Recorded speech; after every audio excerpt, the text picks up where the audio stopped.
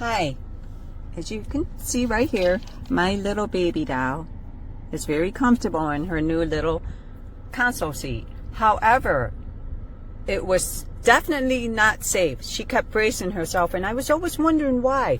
I have everything per the instructions, everything correct, but then after the day ended, I noticed these were laying around. They were broke right off. And these they attach underneath to keep this stable. So, let me lift it. She's in it right now. So I have, my console goes up with two little flips. And I use the main flip. And I have to use bungee cords right here.